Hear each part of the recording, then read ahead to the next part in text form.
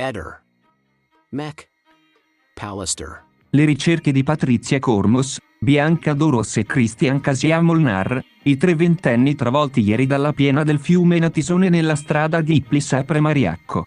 Continuano senza sosta. Le piogge torrenziali avevano causato l'ingrossamento del fiume, rendendo la situazione estremamente pericolosa. Nella tarda mattinata di oggi è stata rinvenuta una borsa contenente il cellulare di uno dei dispersi. Sono stati usati anche i cani molecolari ma nulla. Tristezza infinita, ha scritto in un aggiornamento su Facebook il sindaco di Premariacco, Michele De Sabata. Sul luogo delle ricerche sono giunti anche i familiari dei ragazzi, che stanno seguendo le operazioni dalla unità di comando dei Vigili del Fuoco. Con il supporto di uno psicologo messo a disposizione dalla regione Friuli Venezia Giulia. Fin dal momento in cui è stata ricevuta la chiamata al 112, il fiume è stato teatro di un incessante via vai di soccorritori. Sommozzatori dei Vigili del Fuoco, operatori del team Speleo, dronisti, topografi e soccorritori fluviali sono pronti a intervenire in caso di emergenza. Non abbiamo mai smesso di cercare. Anzi, siamo partiti in 30 e oggi siamo 10 in più tra soccorritori acquatici che lavorano in superficie, sommozzatori, e i colleghi con i droni anche col visore notturno. Ha dichiarato all'Ad Cronos Giorgio Basile, comandante provinciale dei Vigili del Fuoco di Udine. Abbiamo continuato a cercarli tutta la notte e continueremo a oltranza. Sabato 1 giugno è stata agganciata una cella del cellulare di una delle ragazze, un po' più a valle. Siamo andati in zona per recuperare il telefono, ha aggiunto.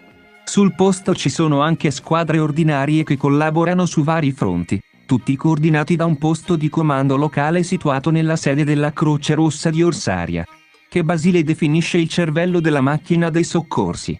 Le condizioni del fiume, tuttavia, restano critiche, resta un certo livello di pericolosità anche per la sicurezza degli operatori, è un fiume molto insidioso. L'elemento principale è la potenza del fiume, le correnti molto forti. Ci sono delle forre, i risucchi dell'acqua e anche per persone molto esperte è un compito particolarmente complicato, ha puntualizzato il comandante. La zona è costantemente monitorata anche dall'alto con elicotteri, mentre 80 soccorritori stanno ispezionando tutta l'area del Natisone con l'ausilio di 2 battelli e squadre cinofile. Per individuare la borsa con il cellulare di una delle ragazze, i sommozzatori si sono serviti di droni muniti di telecamere termiche. Finora, non ci sono ancora novità sui 3 ventenni dispersi. La speranza di trovarli vivi c'è sempre, ha detto l'assessore ai lavori pubblici di Premariacco, Antonio Michelutti, ma conoscendo il fiume, più il tempo passa e più diventa complicato recuperarli. Piene di questa portata non sono inusuali, ma non capisco come mai si trovassero lì in quelle condizioni. La piena non arriva dal nulla. Quando si verificano forti precipitazioni, la capacità del Natisone può subire variazioni repentine. Alle ore 11:30 di venerdì, la portata d'acqua era di 20 metri cubi al secondo. Un'ora e mezza dopo, quando i ragazzi erano già sul greto del fiume, la portata ha raggiunto i 135 metri cubi al secondo nel giro di pochi minuti.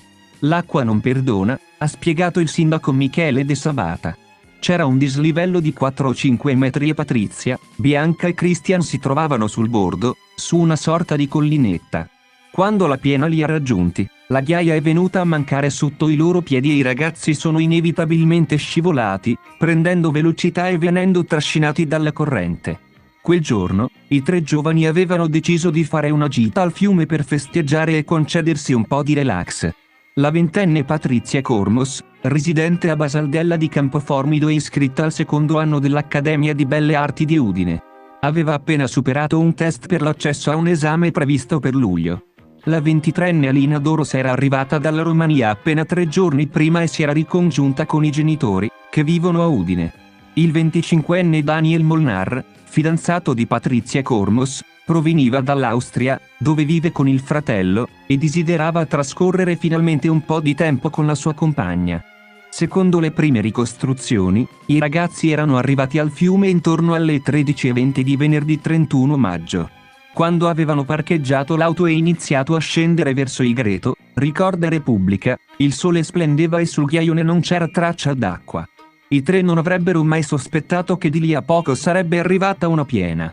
Le immagini drammatiche delle 14:00 di venerdì, che mostravano il tentativo fallito di salvataggio dei ragazzi prima che scomparissero, avevano fatto pensare che almeno una di loro, Patrizia Cormos, non sapesse nuotare. A confermarlo al sindaco di Premariacco sarebbe stata una persona che conosceva la ragazza. Quei ragazzi si sono trovati nel posto sbagliato, nel momento sbagliato, senza rendersi conto di quel che stava avvenendo attorno a loro. Nel giro di pochi minuti, il livello dell'acqua si era alzato e la forza della corrente era aumentata, a causa delle piogge delle ore precedenti che avevano ingrossato il fiume. Come aveva raccontato l'autista dell'autobus che per primo aveva visto i ragazzi in difficoltà e aveva lanciato l'allarme, i tre sembravano impanicati. Non si erano resi conto che da quel piccolo isolotto su cui erano rimasti, c'erano appena 2 metri a separarli dalla sponda. In quel momento, secondo l'autista, l'acqua non era ancora troppo alta e sarebbe arrivata solo al busto. Tuttavia, i ragazzi non avevano avuto il coraggio di guardare il fiume. È possibile che i tre non conoscessero bene la zona, motivo per cui avevano scelto di passare del tempo vicino a quel fiume. D'estate, in quel tratto, molte persone si recano per stare su quella spiaggetta di ghiaia. In quel periodo dell'anno, quando c'è un maggior flusso di persone, la zona è piena di cartelli che avvertono del divieto di balneazione e del rischio di annegamento. Tuttavia, non è ancora chiaro se quei cartelli fossero presenti e se siano stati visti dai tre ragazzi quando avevano deciso di concedersi un po' di relax vicino al fiume Natisone. Ehi, non dimenticare di iscriverti a questo canale.